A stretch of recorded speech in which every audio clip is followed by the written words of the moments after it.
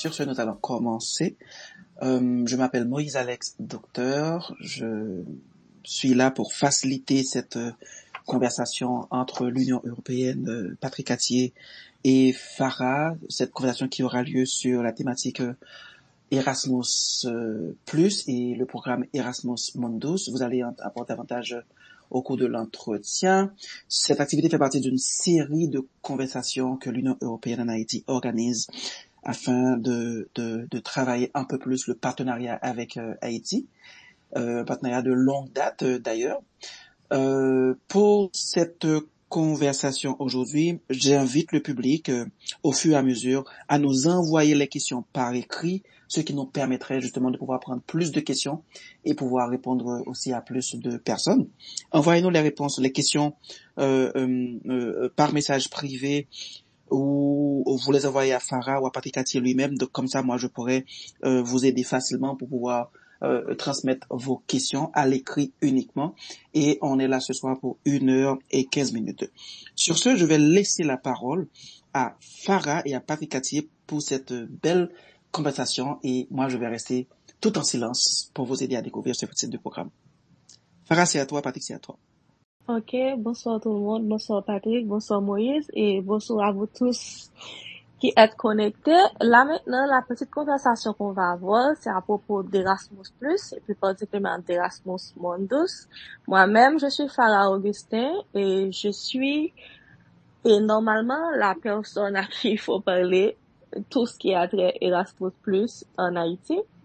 Et il y a Monsieur Patrick. Patrick, je te laisse te présenter un moment et puis ensuite on va faire un petit rappel de ce qu'est Erasmus+ en général et de ce qu'est Erasmus Mundus avant de passer directement à ça. Bien, merci Farah, merci à l'Union européenne en général et au programme Erasmus+, de nous donner l'occasion de partager avec vous un petit peu notre expérience avec ces initiatives. Je suis donc Patrick Cattier, cofondateur et directeur général de l'École supérieure d'infotronique d'Haïti. J'ai une formation académique d'ingénieur dans la technologie, en électronique initialement et puis en informatique. Très vite après, on est impliqué dans les programmes Erasmus+ depuis déjà plusieurs années. On a un ancien Erasmus+ terminé et 2 actuellement qui sont en cours d'exécution. Donc, j'aurai probablement l'occasion d'en parler un petit peu plus tout à l'heure. Voilà, merci. Ok, donc comme je disais tantôt, mon nom c'est Farah Augustin. Je suis le point focal Erasmus+ Haïti. C'est-à-dire que normalement, je fais la connexion entre Erasmus+ et Haïti, c'est-à-dire les universités européennes qui veulent actuellement avoir des programmes en collaboration avec les universités haïtiennes. Elles entrent en contact avec moi. Les étudiants qui veulent aller étudier, qui veulent participer dans n'importe quel programme Erasmus+, s'ils veulent avoir plus d'informations, ils peuvent me connecter. Ils peuvent me contacter, comme ça je vais et les mettre sur la bonne voie. Et en gros, c'est ça. Donc là maintenant, je vais vous parler d'Erasmus+ en général, ce que c'est. Donc Erasmus+, donc certains d'entre vous savent ce que c'est, mais je sais que Erasmus+ n'est pas vraiment quelque chose de très, comment dirais-je, commun pour les Haïtiens, pour nous autres Haïtiens. Donc depuis plus de 30 ans, l'Europe finance un programme. Ce programme, c'est Erasmus+, et ça a permis à plus de 4 millions d'étudiants européens d'étudier, de se former, d'acquérir une expérience à l'étranger. Là, maintenant, avec Erasmus+, et ce programme est ouvert non seulement aux Européens, mais aussi à d'autres étudiants à travers le monde qui veulent élargir le cadre de leurs connaissances, qui veulent faire d'autres études, et surtout en Europe. Donc là maintenant, il y a des programmes d'échange. Des étudiants peuvent sortir d'Europe pour aller étudier ailleurs, mais des étudiants peuvent aussi sortir d'ailleurs, et là maintenant on parle d'Haïti, pour aller étudier en Europe grâce au programme Erasmus+. Erasmus+ reconnaît l'importance d'ouvrir ces opportunités en finançant les échanges d'étudiants d'académiciens, d'idées de bonnes pratiques entre les organisations des pays. Donc c'est ça. Dans le cadre du nouveau programme 2021-2027, et les activités internationales couvrent normalement l'enseignement supérieur, l'enseignement et la formation professionnelle, la jeunesse et le sport. Donc, Erasmus+, c'est ça. Donc, c'est cette plateforme qui permet aux étudiants partout dans le monde d'étudier, de faire ce qu'ils actuellement veulent faire, étudier. S'il y a des questions à propos d'Erasmus+, il faut juste m'envoyer un petit message. Je prendrai un plaisir à vous répondre et à vous en dire beaucoup plus. Patrick, c'est à toi. Merci Farah. Donc, je vais parler peut-être plus de rapidement quand même, de notre expérience sur les programmes Erasmus+, puisque nous avons participé, c'était pour la première fois, à un projet qui s'appelait Eminent, dont l'objectif était de travailler à l'amélioration de la qualité des programmes d'enseignement supérieur.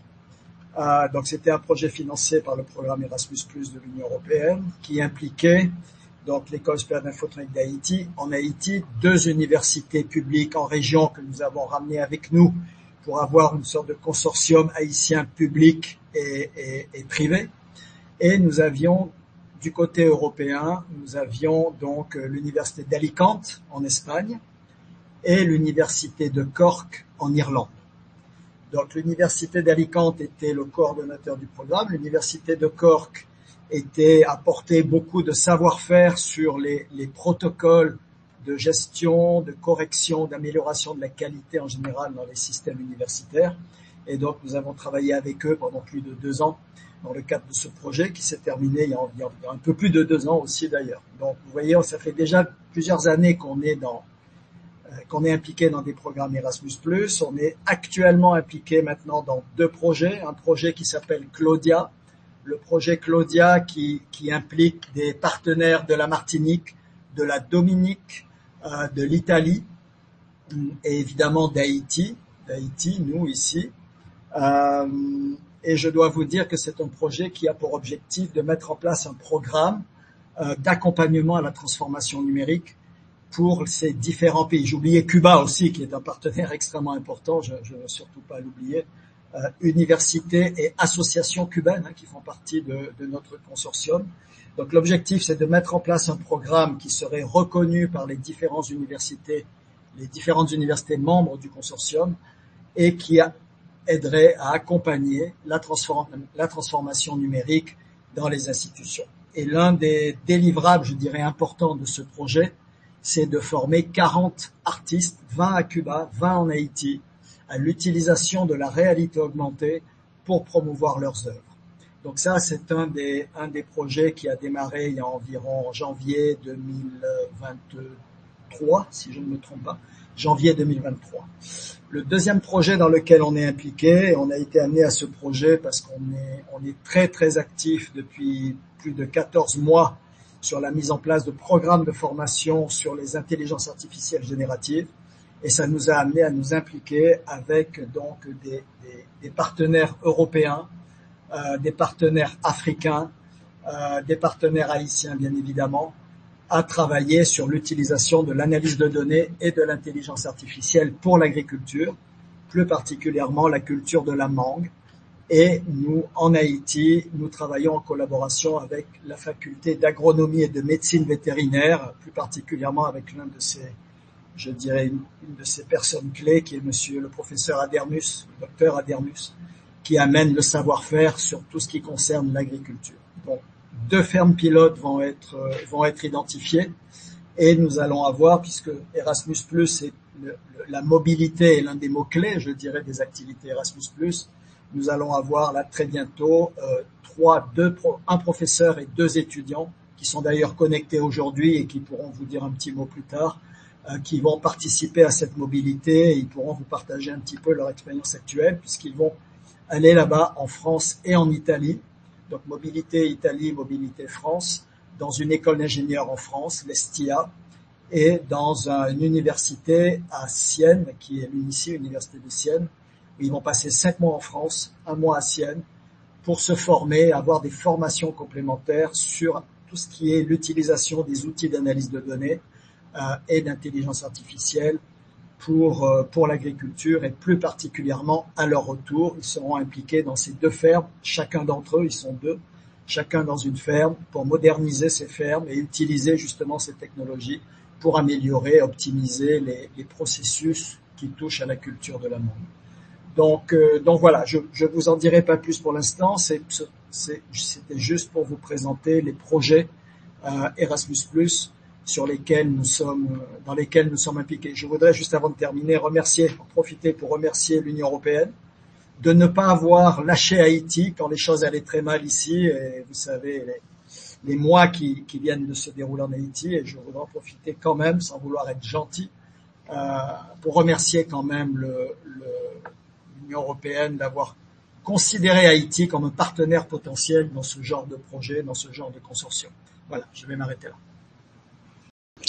Ok, là maintenant, Patrick vient de nous dire ce que c'est que Claudia. C'est un programme vraiment extrêmement intéressant. Je voudrais bien qu'il élabore un peu plus. Mais avant ça, et je voudrais vous dire, là maintenant, Claudia fait partie de Erasmus Mundus, right? C'est ça, Patrick? Je crois que oui, c'est ça, oui. Mm-hmm. Donc là maintenant, et je pense que les gens voudront savoir ce que c'est qu'Erasmus Mundus normalement. Donc, ok, Erasmus, donc j'ai déjà dit ce que c'est que Erasmus+, mais là maintenant, Erasmus, le Joint Master. Le Joint Master, c'est un programme d'études transnationales de haut niveau master, dispensé par un partenariat international d'établissements d'enseignement supérieur de différents pays du monde entier, et le cas échéant d'autres partenaires éducatifs ou non éducatifs ayant une expertise et un intérêt spécifique dans les domaines d'études professionnelles concernés. Donc là maintenant, vous avez bien entendu quand Patrick parlait de Claudia, Haïti est un partenaire, Cuba est un partenaire, et on a aussi 3 autres universités partenaires en Europe. Donc c'est ça, et Patrick? Oui, exactement. Donc c'est ça. Donc vous vous imaginez, donc c'est que quelque chose qui peut paraître simple, mais plus là maintenant, des étudiants haïtiens bénéficient de formations de professionnels de Cuba et d'Europe en même temps. Donc là maintenant, c'est vraiment une opportunité extraordinaire. Là, tu te trouves en Haïti, mais tu participes à un programme, et grâce à ce programme-là, et tu peux te targuer d'avoir des formations professionnelles de très haut niveau. Donc c'est ça Erasmus, c'est pourquoi on encourage les étudiants haïtiens à participer, et vraiment et on remercie l'Union européenne comme a si bien et spécifié Patrick un peu plus tôt, parce que ils ont pas lâché durant tous ces moments, ils ont pas lâché, et donc c'est quand même extraordinaire. Si vous permettez, je voudrais juste revenir un peu sur la différenciation pour le public qui nous écoute en ce moment, qui peut ne pas être au fait de cette différence fondamentale entre le programme Erasmus+ et Erasmus Mundus. Si je comprends bien, et vous m'éclaircissez si je me trompe pas, l'un est un programme de master, un master conjoint avec d'autres universités européennes, tandis que l'autre est un programme d'échange. Est-ce que c'est bien ça dont on parle? Et puis, quelles sont les conditions dans lesquelles un étudiant haïtien, un professeur, une université haïtienne peut prétendre participer à ces 2 programmes? Erasmus+, c'est le programme en général. Mais dans Erasmus+, il y a plusieurs sous-programmes. Il y a le Joint Master, il y a aussi la mobilité internationale, comme tu as dit. Il y a aussi le programme Jean Monnet. Le programme Jean Monnet, c'est que des professionnels de l'éducation et veulent avoir une chaire en Europe. Donc, comme ça, ils vont faire des études hautement supérieures. Donc, Erasmus+, on peut dire que Erasmus c'est un parapluie, et sous ce parapluie-là, il y a et divers autres programmes. Il y a 4 autres. Donc, il y a Erasmus Mundus, c'est celui dans lequel participe l'université Daisy de Patrick. Mais il y a aussi les mobilités internationales. Pour les mobilités internationales, là, ce sont des programmes d'échange, on peut dire. Donc, alors, je pense que c'est ça. C'est parfait. Donc, pour revenir encore à la question pour ceux-là qui nous écoutent. Donc, Patrick, si je comprends bien, en ce moment, l'école supérieure d'Afrique d'Haïti, au fait, participe pleinement à ce programme. C'est-à-dire, à quel niveau, comment ça se met en œuvre, concrètement, ça ramène quoi pour le public de l'ESIH et pour le public haïtien de façon particulière? Alors, plusieurs plusieurs choses, et ça me permettra de compléter ce que disait tout à l'heure Farah. D'abord, il faut préparer un consortium d'universités. Il faut qu'il y ait des universités de différents pays de la Caraïbe, je dirais au moins 3 ou 4, probablement, universités ou institutions, des universités européennes aussi. Donc, je dirais qu'avant de s'impliquer dans un projet Erasmus, il faut déjà avoir une idée, même bien avant de candidater pour un projet, pour un financement Erasmus, déjà avoir une idée des réseaux, des partenaires que nous pouvons avoir et auxquels nous pouvons faire appel lorsque nous voulons travailler sur un projet. Ça, c'est la première. C'est quelque chose, je pense, qui se prépare à l'avance. Il ne faut pas se dire au moment où l'appel à proposition ou l'appel à projet sort, se dire qui je vais mettre avec moi. On doit avoir déjà depuis le début une idée de voilà, cette université, on a déjà travaillé avec, elle est d'accord sur le principe de monter des projets avec nous, etc., etc.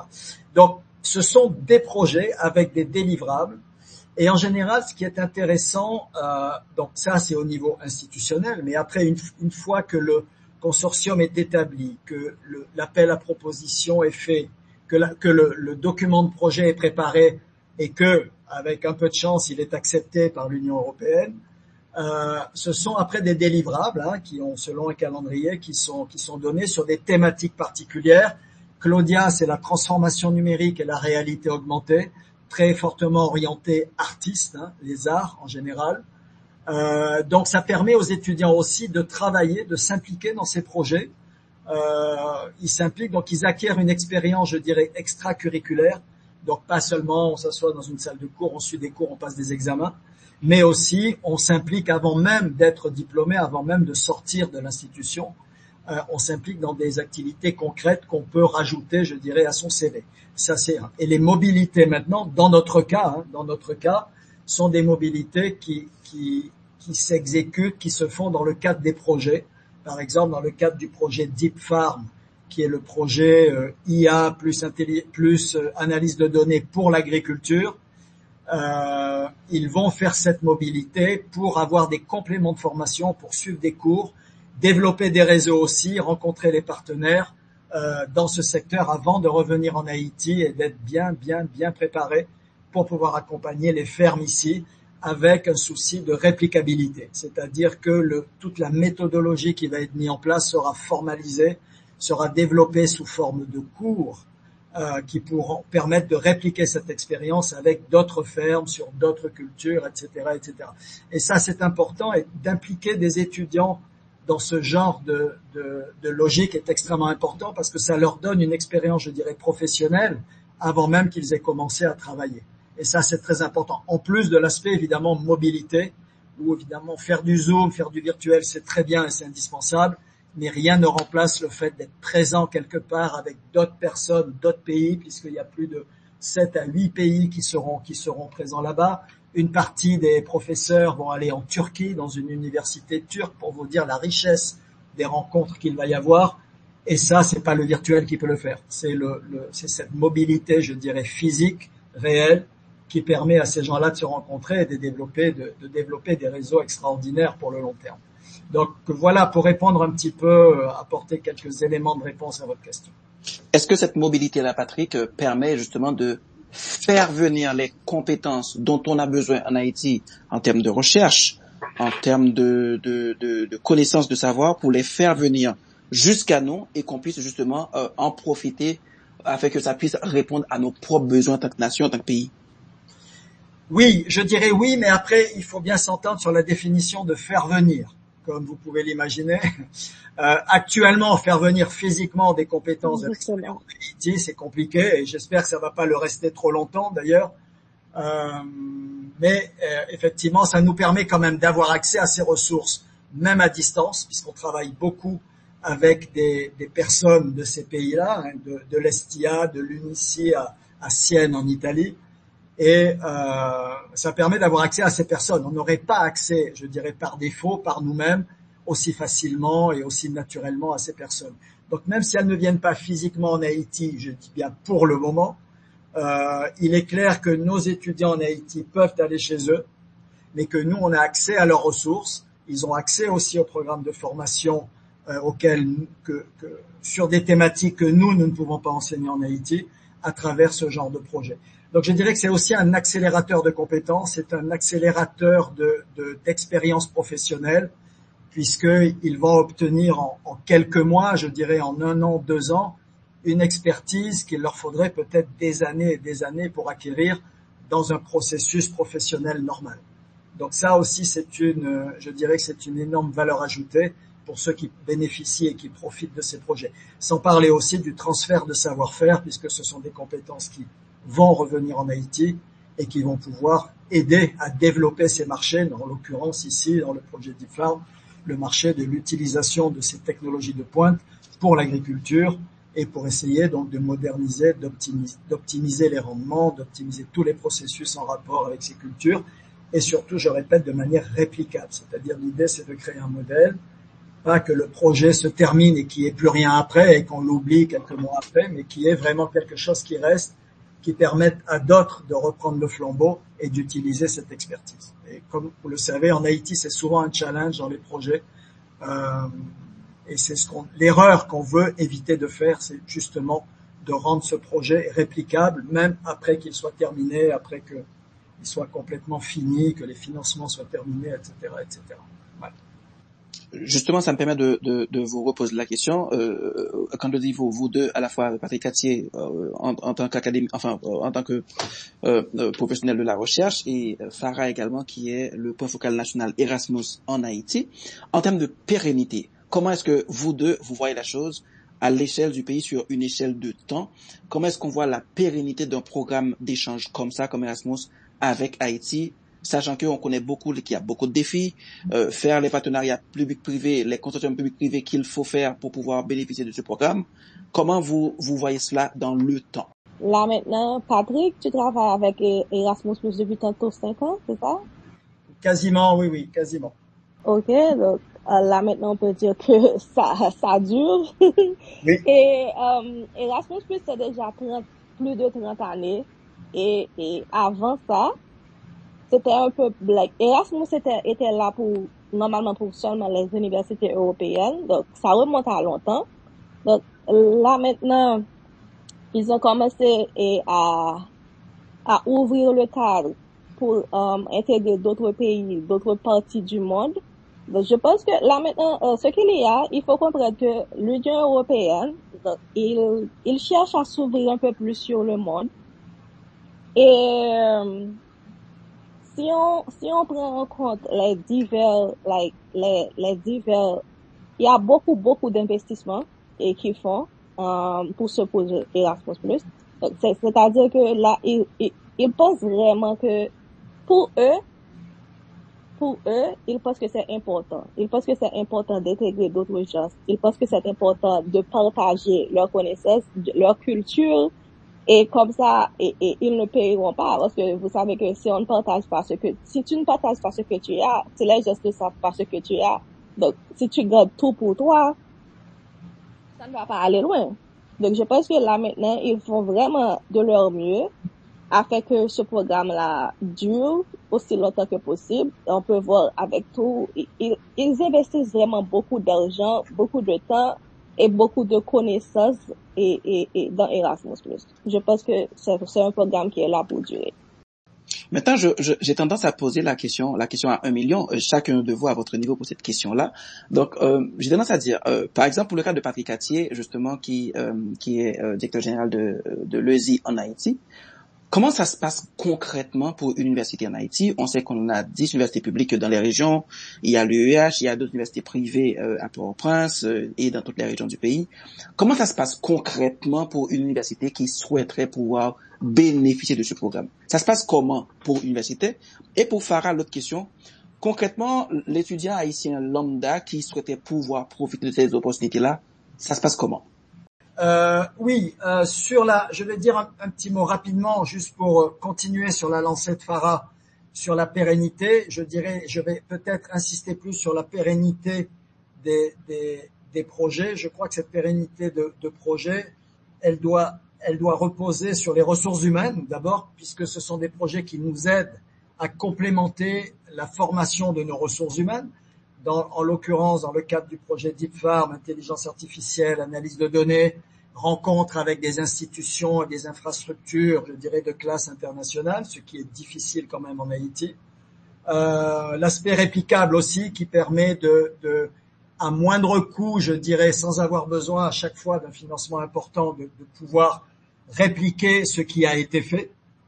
Après, je crois que derrière, il faut qu'il y ait des marchés et qu'il y ait un modèle économique éventuellement pour que ceci puisse durer sur le très long terme. Lorsqu'on parle d'intelligence artificielle et d'analyse de données aujourd'hui, la demande est forte, même en Haïti. La demande va être de plus en plus forte et ce sont des domaines aujourd'hui transversaux qui s'appliquent dans tous les autres domaines, qui sont utilisés dans tous les autres domaines, un peu comme l'informatique en général.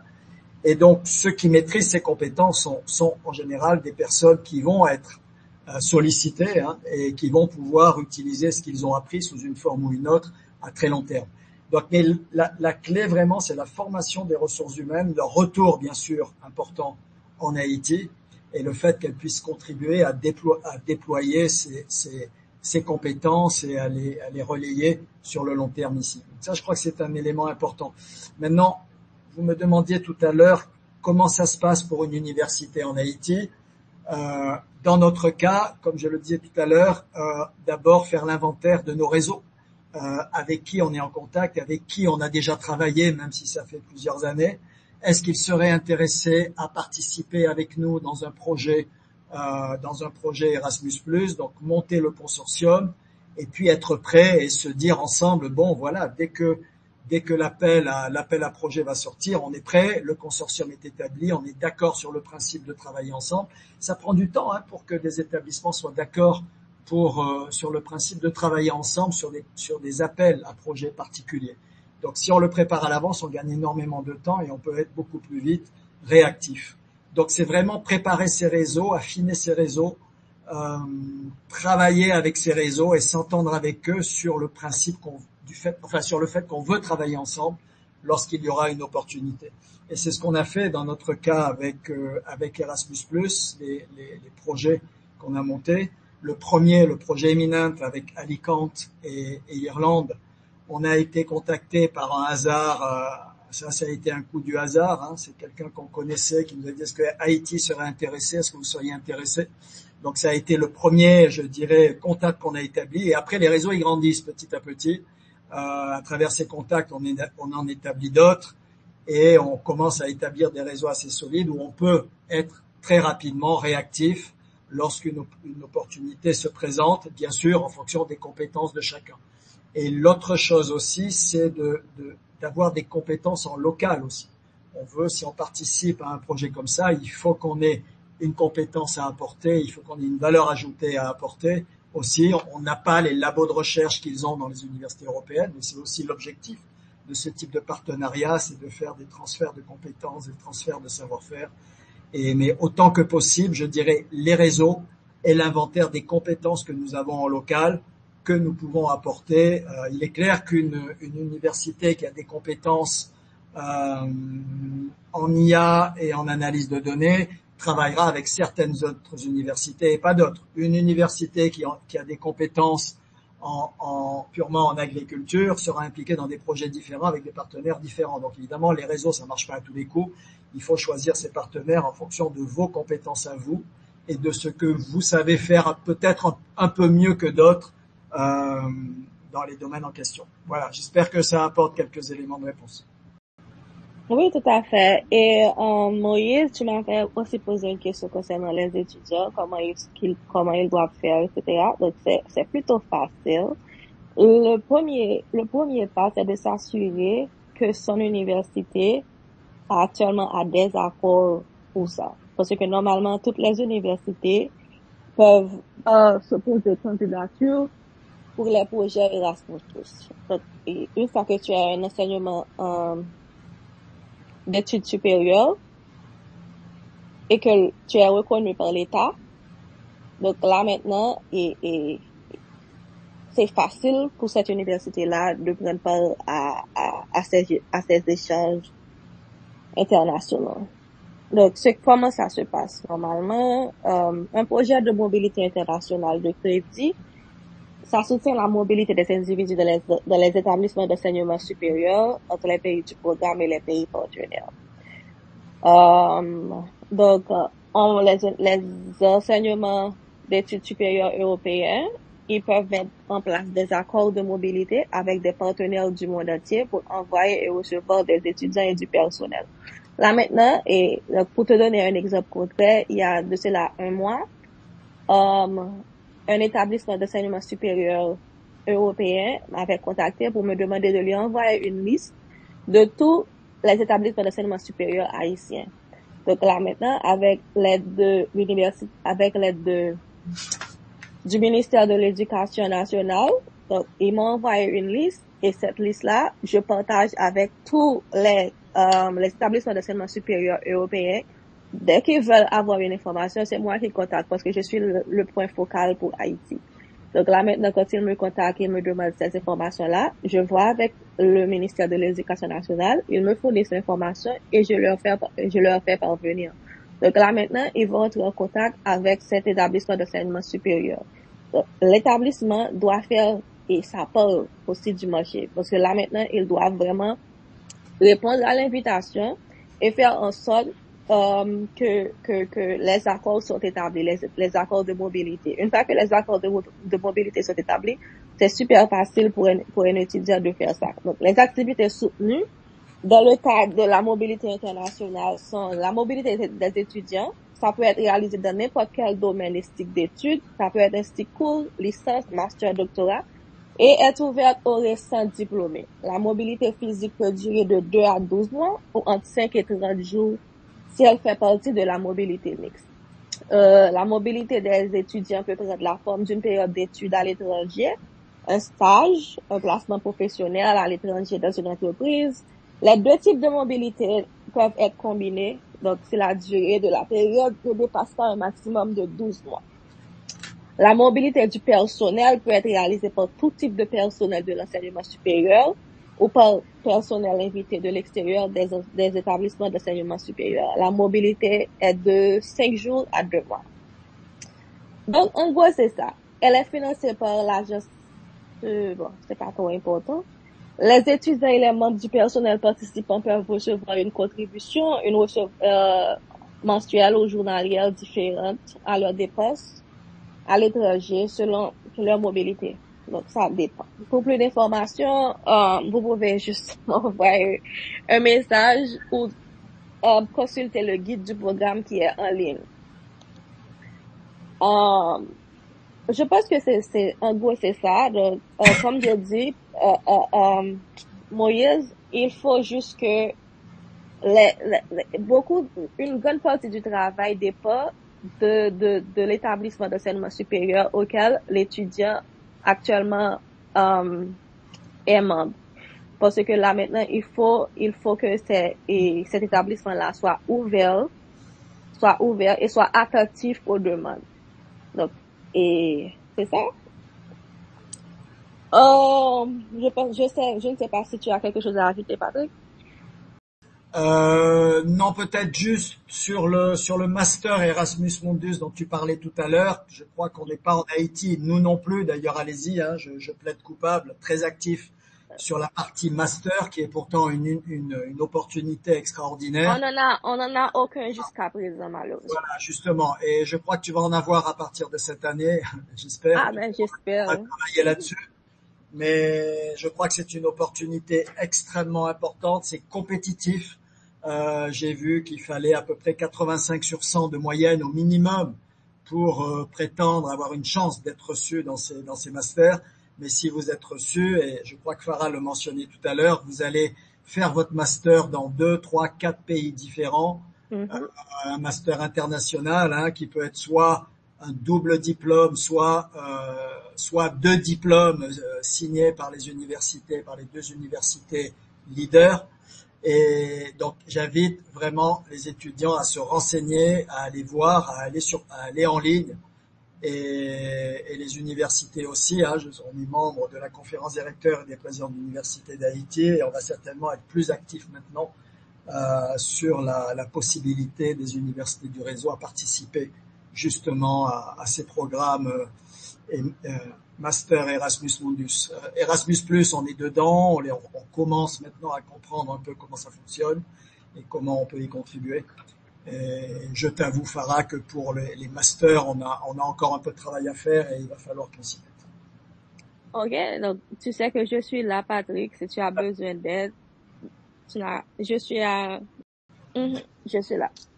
Donc, je voudrais, si vous me permettez, pardon Farah de t'interrompre, je voudrais revenir sur un point à propos du master Erasmus Mundus. Juste pour être sûr que j'ai bien compris, que j'ai pris les bonnes notes. Donc, c'est un master, si je comprends bien, qui est extrêmement sélectif, dans la mesure où cela fait des exigences d'avoir des notes au-dessus de 80% de moyenne. Et ensuite, avec ces notes-là, si on est dans un établissement universitaire d'enseignement supérieur qui a des ententes pour le programme avec une autre université européenne, donc à ce moment-là, on peut faire une demande de candidature. Est-ce que je me trompe jusque-là? Tu te trompes. C'est pas de ça que Patrick voulait parler. Lorsqu'il a parlé de la note, c'est la note pour l'université qui veut actuellement. Ah, c'est pas la note pour l'étudiant, c'est pas la moyenne de l'étudiant. D'accord, je comprends bien.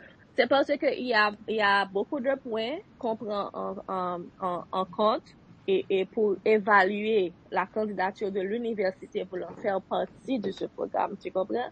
Donc là maintenant le 85%, c'est la note que l'université doit actuellement avoir afin qu'on puisse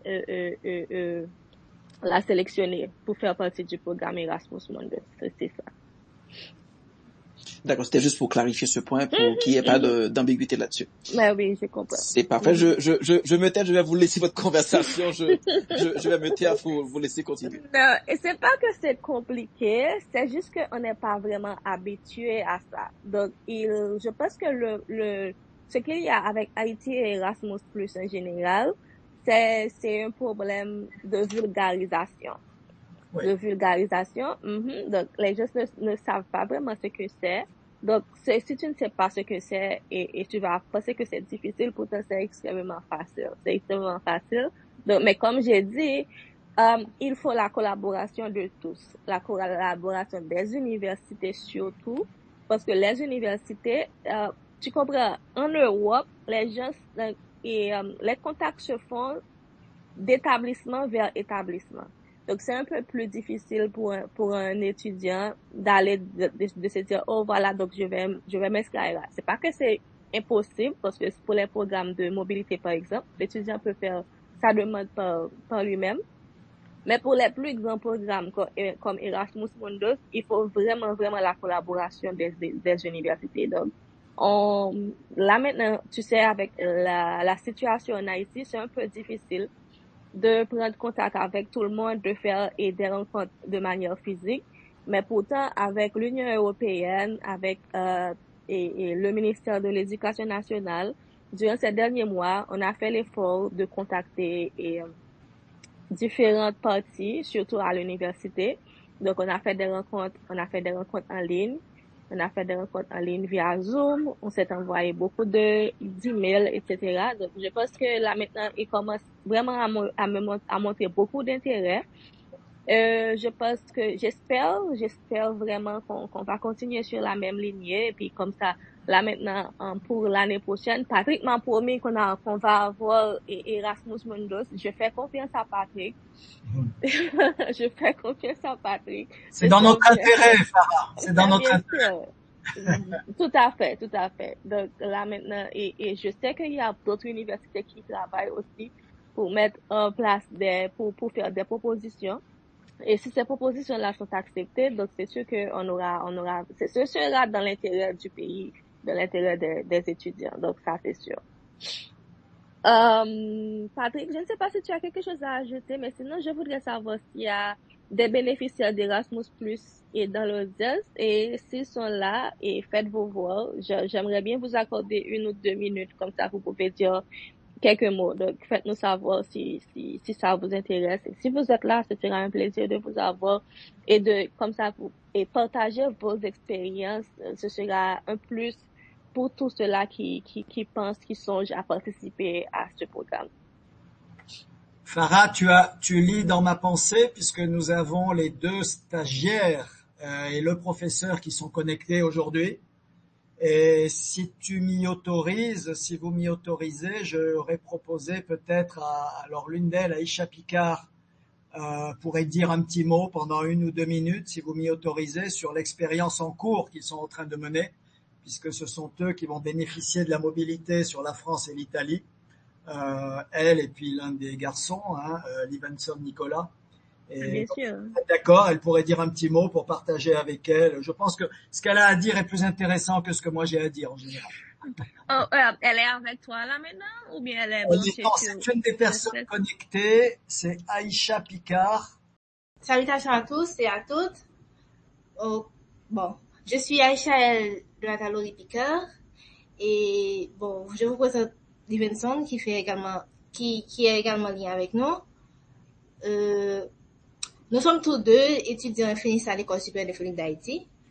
Nous avons été sélectionnés en tant que stagiaires dans le cadre du projet DeepForm, piloté par l'École supérieure de technologie industrielle avancée, ESTIA, et financé par Erasmus+, de la Commission européenne.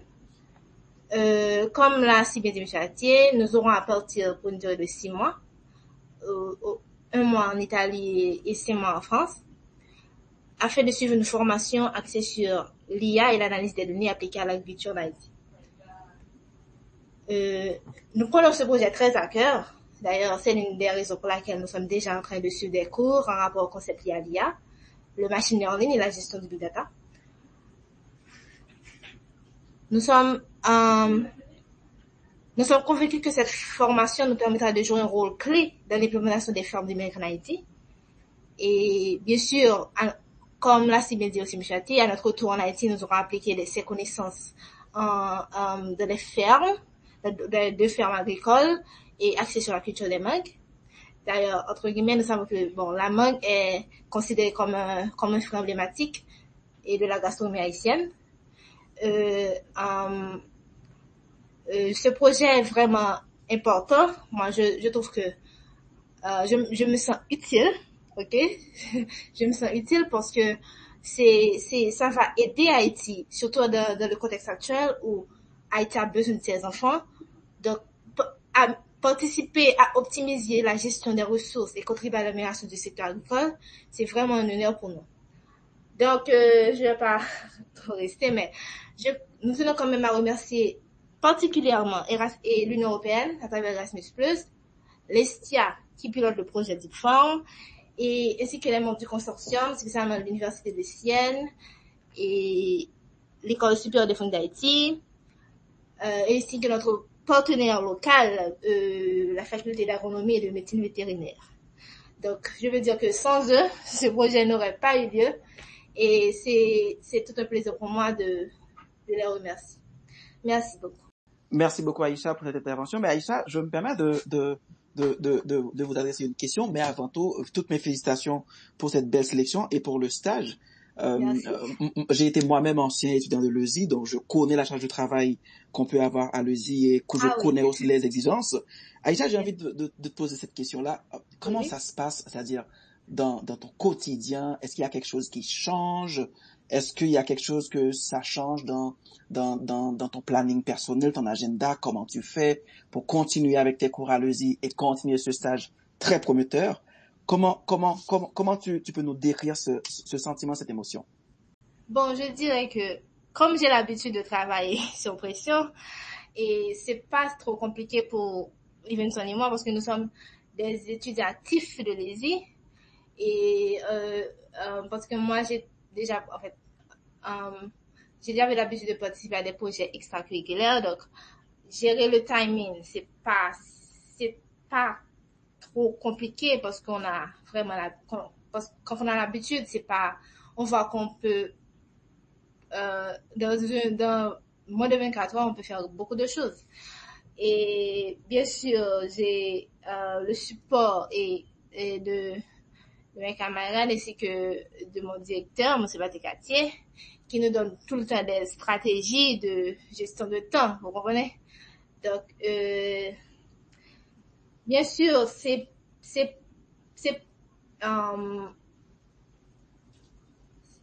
plus je dirais pas que c'est compliqué. C'est vrai que c'est plus chargé pour nous.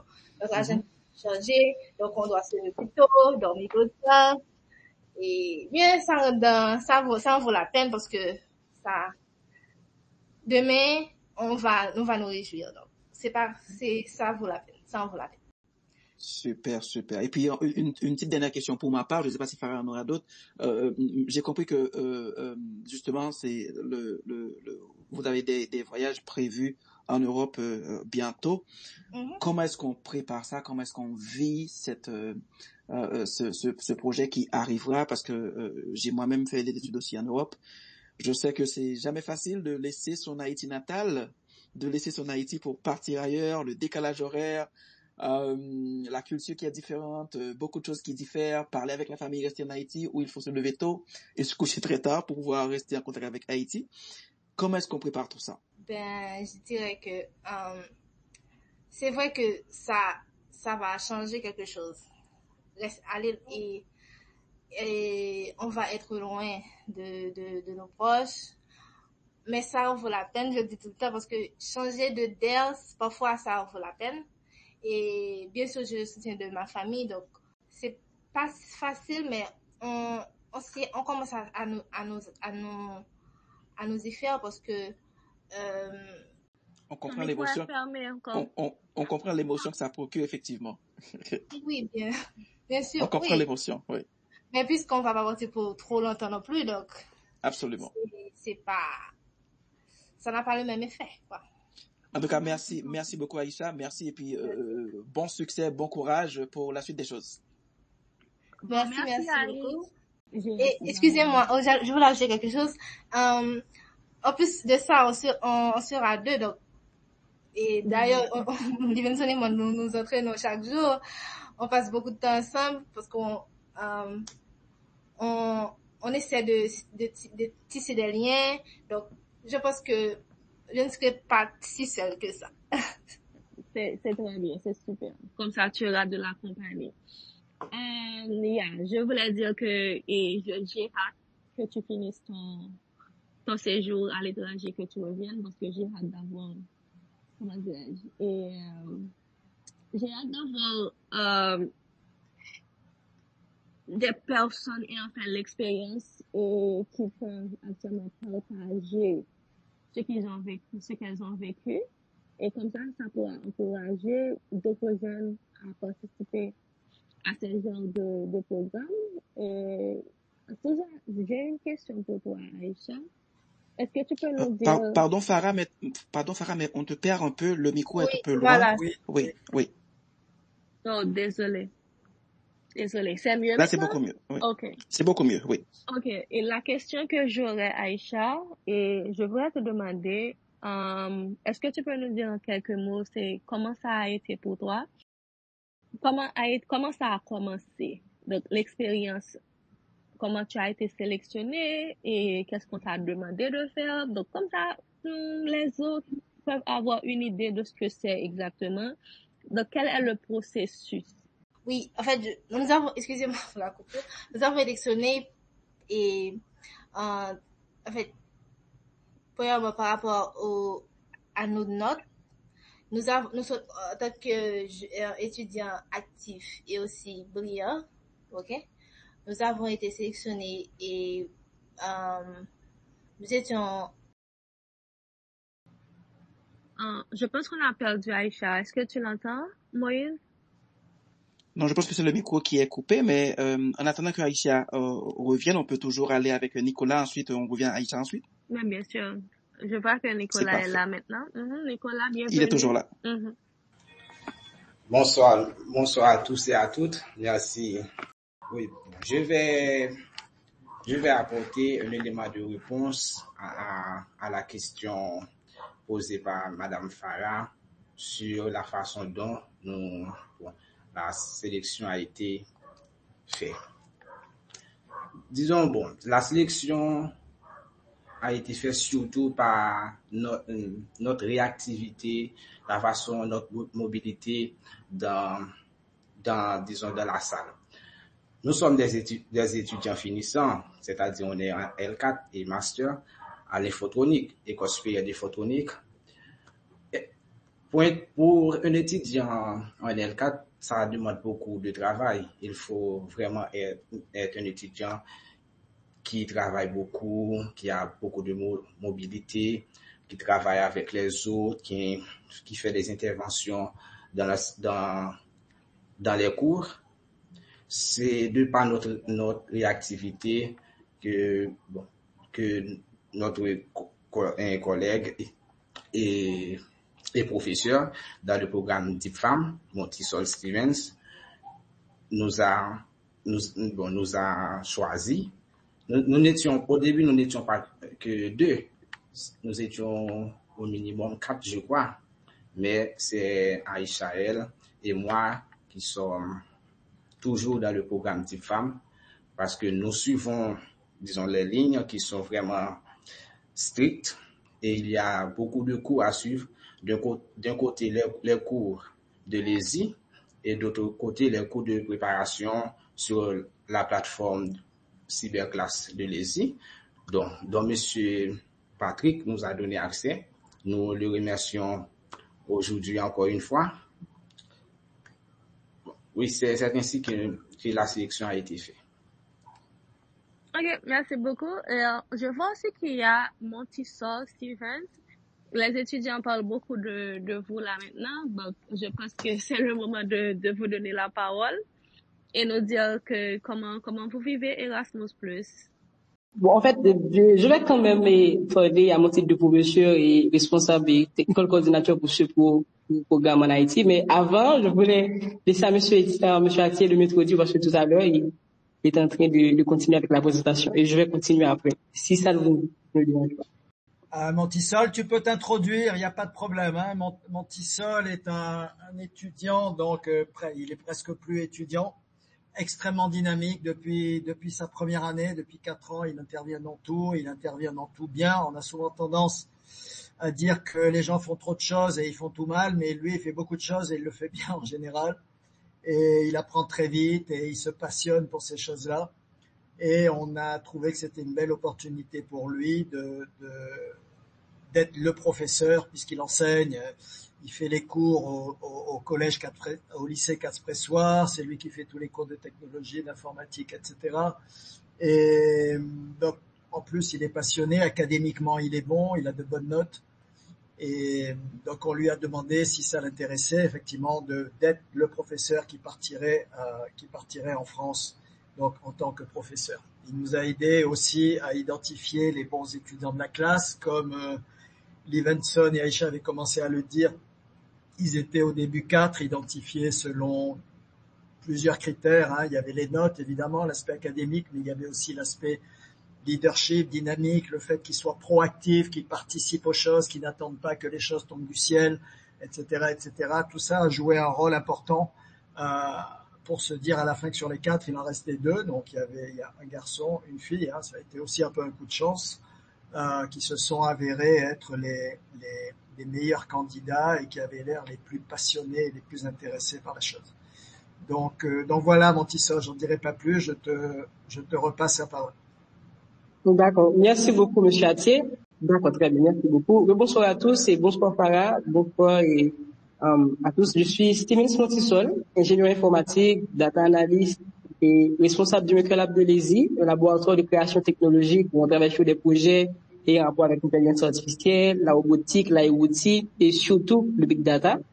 Je suis un passionné de ce qui a trait à la technologie, en particulier l'intelligence artificielle. Et dans le cadre de ce projet de consortium DeepFam, d'Erasmus+, de l'Union européenne, je suis le coordinateur technique et professeur désigné pour ce projet en Haïti, en partenariat avec la faculté d'agronomie et de médecine vétérinaire de l'Université d'Haïti.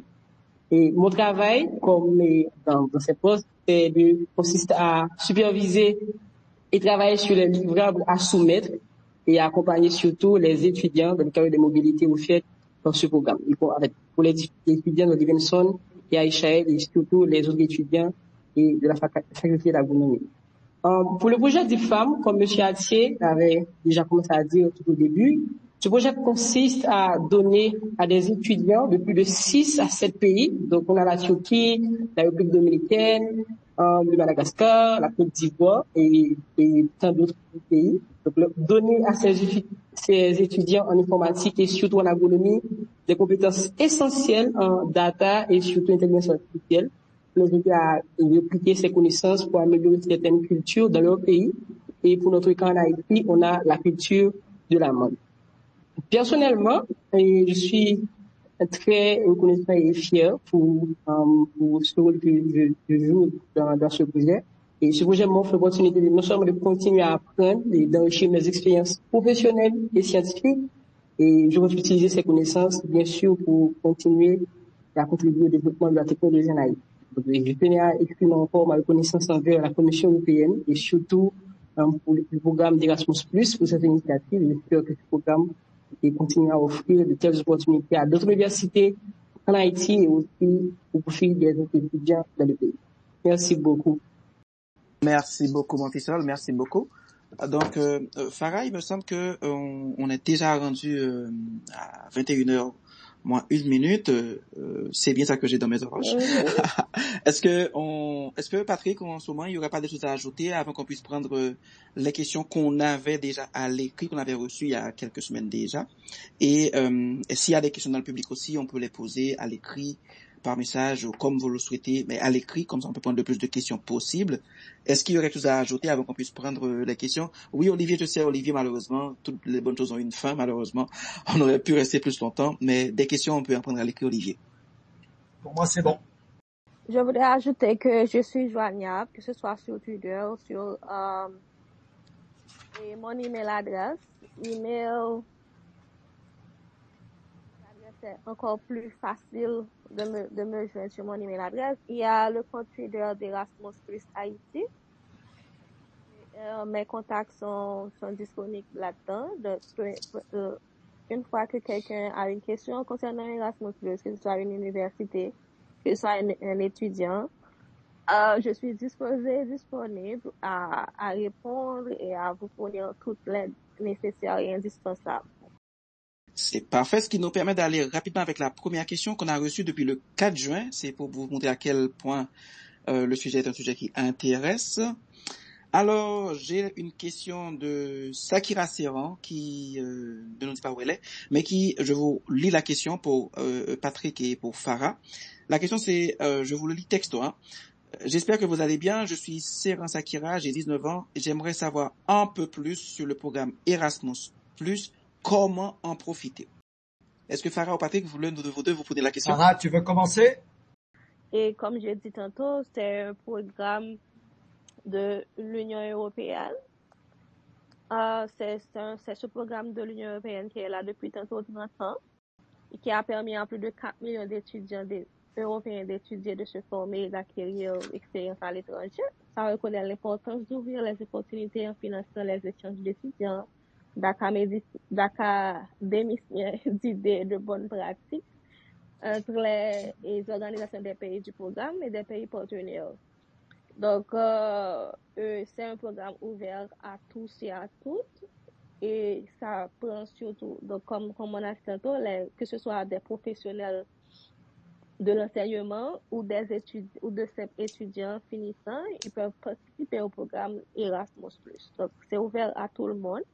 Si cette personne-là veut vraiment en savoir un peu plus, elle peut nous envoyer un petit message, comme ça on va lui partager des liens. Et donc c'est ça. Est-ce que Patrick, tu aurais aussi un mot pour cette question? Je crois que Farah a tout dit, hein, c'est de récupérer les informations, les liens qu'on peut trouver d'ailleurs sur Internet. Oui. Je crois qu'il faut qu'ils fassent leurs recherches aussi de leur côté. Il y a énormément d'informations sur Internet. On sait que, et Farah l'a bien dit tout à l'heure, on a maintenant à notre disposition quand même une personne, ressource clé qui est Farah, qui peut aider, qui peut accompagner. Donc ça, c'est extrêmement important. Et je pense que les étudiants intéressés ou les institutions aussi intéressées doivent aller faire leur homework, si je puis dire, faire leurs recherches sur Internet. Il y a tout. Moi, je vous avoue, et c'est mon ignorance à moi, je savais pas ce qu'était le master Erasmus Mundus, et pourtant on est impliqué dans Erasmus Plus depuis longtemps. mais dès que j'ai entendu le mot, j'ai été chercher sur Google et j'ai trouvé tout ce qu'il me fallait. Donc, j'invite dans un premier temps les personnes intéressées, les étudiants ou autres, à aller se renseigner parce qu'il y a vraiment beaucoup de choses sur Internet.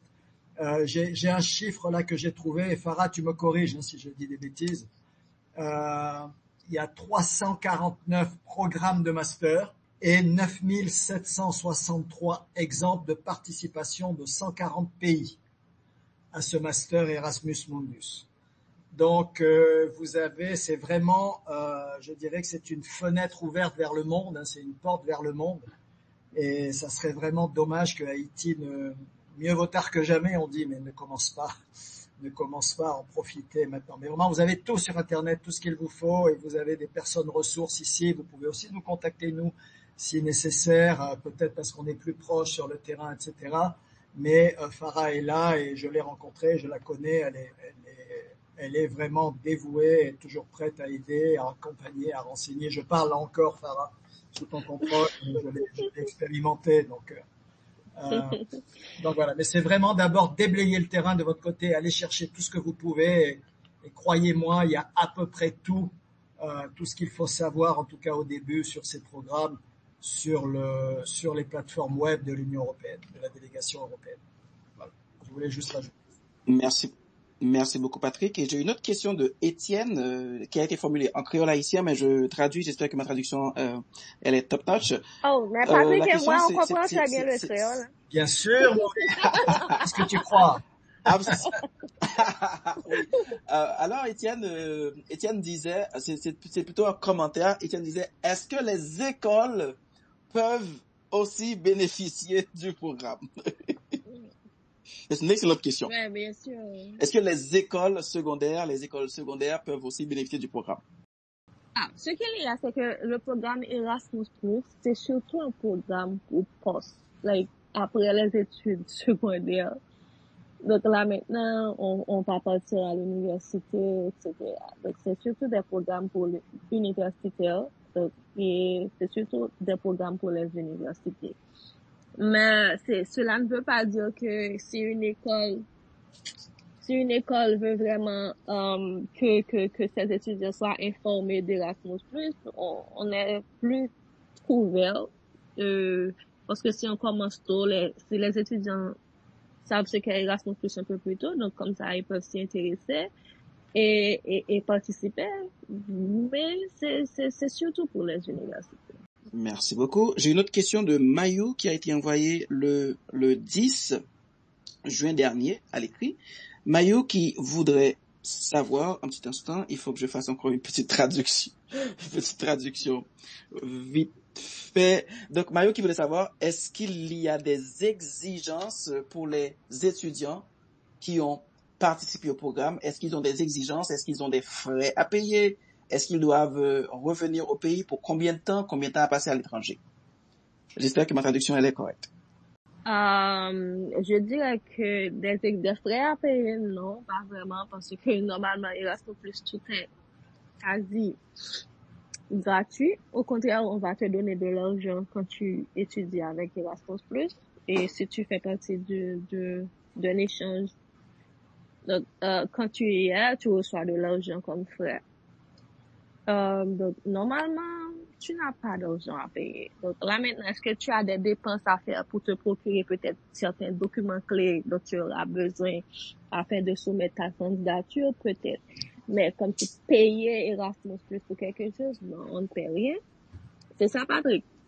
Oui, absolument. Dans notre cas, dans le cas des mobilités qui arrivent là chez nous avec le projet Deep Farm, tout est financé par le projet. Justement, tout est financé par le projet. Pas un centime à dépenser. Justement. Donc, justement. Donc, au contraire, c'est l'un des moyens les plus sûrs de savoir si c'est un fake, si c'est un mensonge. C'est quand on te demande de l'argent afin d'intégrer Erasmus+, parce que normalement, Erasmus+, on te demande pas d'argent. Donc là maintenant, concernant les exigences de retour au pays, ça a surtout à voir avec l'université, peut-être peut te demander de revenir et de travailler. Je ne sais pas vraiment. Mais Erasmus+, normalement, On essaie de former les gens afin qu'on ait les compétences dans les pays qui ont bénéficié du programme. Donc, c'est sûr on va toujours encourager les étudiants, après avoir bénéficié d'Erasmus+, de revenir au pays. Mais est-ce que c'est une exigence? Non, on ne leur exige pas de revenir. On les encourage à revenir. Juste pour ajouter à ce que tu dis, Farah, aussi, dans le processus de sélection, on identifie aussi, alors c'est jamais gravé dans la pierre et il y a toujours une marge d'incertitude, bien évidemment, mais on essaie d'identifier aussi ceux qui sont susceptibles de rentrer au pays, parce qu'il n'est pas question d'utiliser l'argent du projet pour envoyer des gens qui vont aller travailler en France ou au Canada ou je ne sais où encore, tu vois. Donc, on essaie d'identifier vraiment des personnes qui ont l'intention de rentrer au pays par rapport à d'autres qui sont un peu plus vagues, qui n'ont pas une réponse claire, etc., etc. Et bien sûr, comme je te le dis, c'est pas infaillible, hein, bien évidemment, mais on essaie au maximum en fonction de leur personnalité, de leurs intérêts. Et moi, je peux te dire, par exemple, que Livingston et Farah, Livingston et Aïcha, quand je parle mal d'Haïti, je me fais gronder très, très, très méchamment. Donc, je dois faire attention à ce que je dis sur Haïti. Et ce sont des gens qui adorent leur pays et qui, je pense qu'ils vont retourner. J'espère ne pas mentir, mais voilà. Donc, tout ça pour dire quoi? Dans le processus de sélection, on essaie d'identifier aussi des traits de personnalité qui font que, ouais, on peut se dire, c'est quand même probable qu'ils rentrent après, tu vois. Après, quand ils partent pour des masters ou des doctorats, c'est plus compliqué parce qu'ils ont le temps de s'établir là-bas et c'est plus difficile. Et dans les domaines technologiques, ils ont souvent des tapis rouges des entreprises là-bas pour travailler et c'est plus difficile. Mais sur une période de 5-6 mois, c'est plus jouable, je dirais. Voilà, je voulais juste ajouter ça à ce que tu as dit tout à l'heure. J'ai une autre excellente question qui vient cette fois-ci du nord du pays. C'est une question d'un enseignant, d'un professeur à l'université qui dit: est-ce que le programme Erasmus+ permet aussi aux professeurs de faire de la formation continue en Europe? Bien sûr, tout à fait. Tout à fait. Que ce soit dans les programmes d'échange, et on a aussi un autre programme qui est nécessairement pour les professeurs, c'est le programme Jean Monnet. Je pense qu'il y a certains. Nous avons eu quelques Haïtiens participants à Jean Monnet. Donc peut-être que dans un autre space, on va vraiment prendre le temps et d'élaborer un peu plus sur ce programme, parce que là maintenant aujourd'hui on faisait surtout on parlait surtout d'Erasmus Mundus mais oui, que ce soit dans les échanges de programmes de la mobilité ou Jean Monnet, ce sont des programmes ouverts particulièrement aux professionnels de l'enseignement supérieur. Bon, là maintenant, je pense qu'on va finir parce qu'on a commencé un peu avant 20h. Là, il est 21h. On avait planifié de terminer à 21h15. Donc là, dans 2 minutes. Je sais pas si tu as quelque chose à ajouter, Patrick. Et là maintenant, j'ai partagé le handle Twitter de Erasmus Haïti. Et il y a mes informations là de contact. Là-dedans, le plus facile de me contacter, c'est farah.augustin@menfp.gouv.ht. Donc, c'est un email qui est ouvert à tous et à toutes. Si vous avez des questions à poser, et vous pouvez aussi me suivre sur Twitter avec Erasmus Haïti. Erasmus Haïti, c'est moi qui gère, comme vous pouvez vous en douter. Donc, si vous avez des questions concernant Erasmus+, ce sont les 2 plus sûrs moyens de me contacter. Et je réponds à tout le monde. Je réponds à tous mes messages. Je réponds à vraiment, vraiment tous mes messages. Une fois que vous me contactez, je vais vous revenir. Il faut savoir que, il n'y a pas de questions soft. Donc, si vous avez des questions, n'hésitez pas à les poser. Ce sera toujours un plaisir pour moi de répondre, de vous guider, etc.